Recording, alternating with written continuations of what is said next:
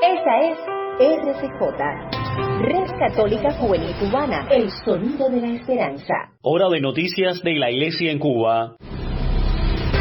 Red Católica Juvenil Cubana presenta En Detalles, suplemento informativo con noticias del acontecer nacional y extranjero de la Iglesia. En Detalles.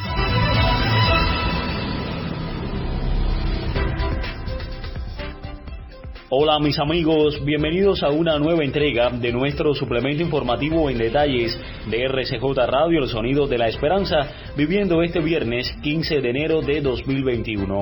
Saludamos a todas las personas que nos escuchan a través de nuestra frecuencia online en este sábado 16 de enero. En el comienzo enviamos un agradecimiento a las emisoras católicas latinoamericanas que reproducen nuestro espacio en sus parrillas de programación y a ustedes que nos permiten entrar en sus hogares.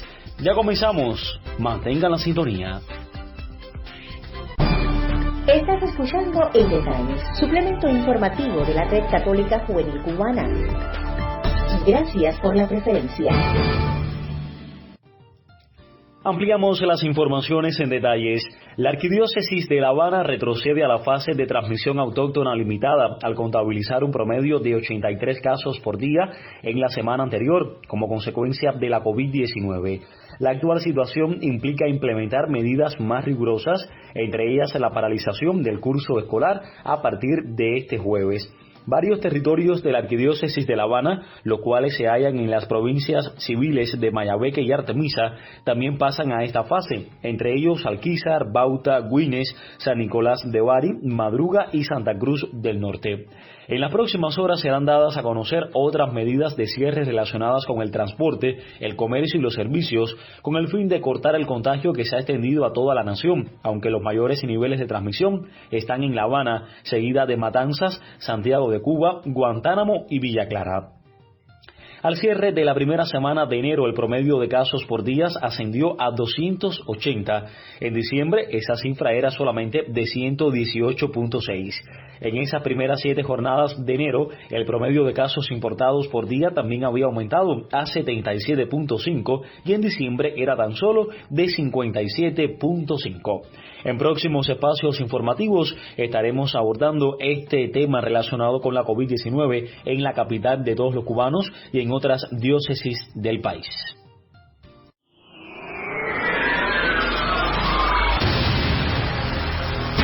A esta hora, Mirada Internacional. Como el tema lo indica, ya repasamos la mirada internacional. Entre otras informaciones, hoy trasciende que el Vaticano informó que el Papa Francisco y el Papa emérito Benedicto XVI ya recibieron la primera dosis de la vacuna contra el COVID-19. Los detalles en el contacto con Roma Reports. Escuchemos. En una de las salas acondicionadas en el mismo lugar en el que el Papa tiene sus grandes encuentros, el Aula Pablo VI, Francisco recibió la primera dosis de la vacuna anti-COVID-19 desarrollada por la casa farmacéutica Pfizer. Se estima que en unas 3 semanas reciba la segunda dosis. Tras recibir las dosis de las vacunas, el Vaticano inició una campaña de vacunación. El Papa fue una de las primeras personas en ser inoculadas, aunque por privacidad no se capturó el momento. El secretario personal de Benedicto XVI, John Gansbain, aseguró que también el Papa emérito reciba la vacuna. Las dosis serán administradas a todos los empleados del Estado-Ciudad del Vaticano por personal médico de la Dirección de Salud e Higiene. Para almacenar las vacunas, el Vaticano adquirió un refrigerador de temperatura ultra baja. La Red Católica Juvenil Cubana es una comunidad virtual que busca conectar a través de las redes sociales y los distintos medios de comunicación a todos los jóvenes posibles. Proseguimos con otras informaciones del ámbito mundial. En el mundo hay 340 millones de cristianos perseguidos. Roma Reports nos brinda los detalles. Cada año la organización Open Doors publica el informe World Watch List con la lista de los 50 países que más persiguen a los cristianos.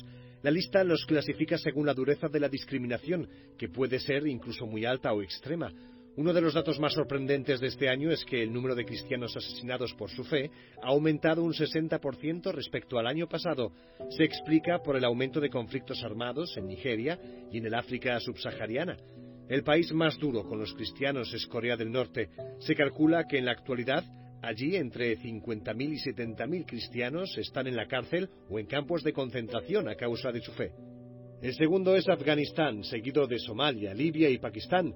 El director de Open Doors explica que allí muchos cristianos se encuentran ante el dilema de elegir entre abandonar la fe o la muerte.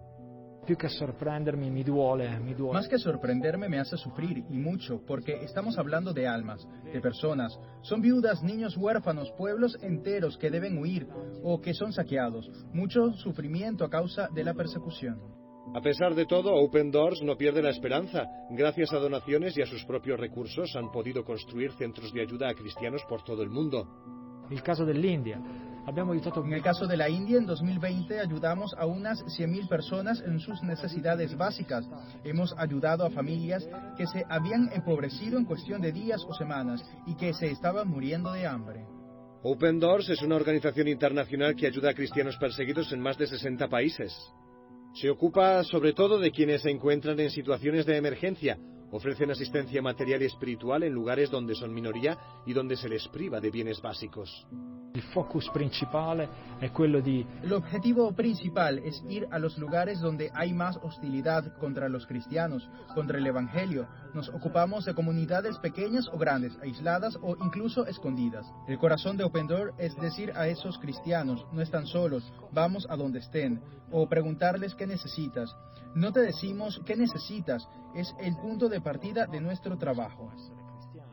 Después de este informe, Open Doors trabaja para contribuir al diálogo interreligioso y colaborar con los gobiernos locales y con voluntarios para que el resultado del año que viene sea mejor.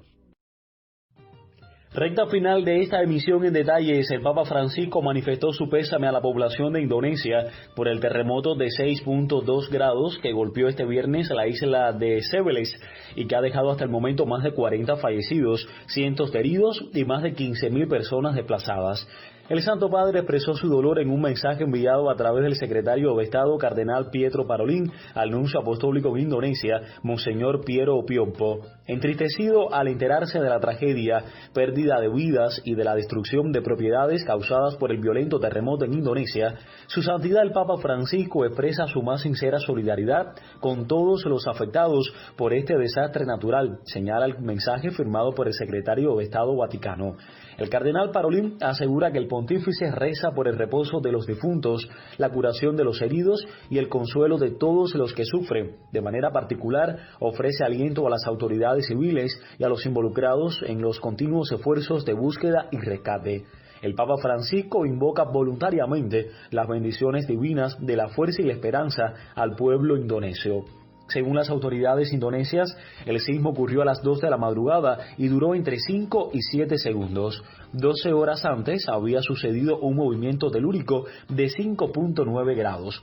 El terremoto afectó principalmente las ciudades de Manju y Manjene, así como a 8 poblaciones más. Además, se calcula que unas 300 casas y edificios han sufrido graves daños. La prensa local informó que varias personas quedaron atrapadas en el hospital de Manju. De esta manera casi entramos en la recta final. Sigan junto a nosotros. Aquí, tu sintonía es la que cuenta.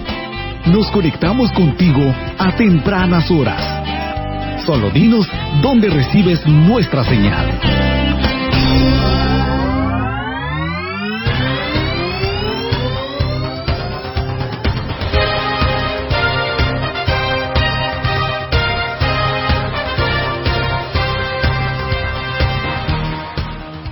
Y de esta manera nos vamos. Muchísimas gracias a todos por habernos acompañado. El colectivo lo conformamos a Luis Bermúdez en las voces de mención y promoción, Carlos Javier López Quiñones en el diseño sonoro, hablándoles y en la dirección general un servidor, Jorge Luis Nodal Cordero.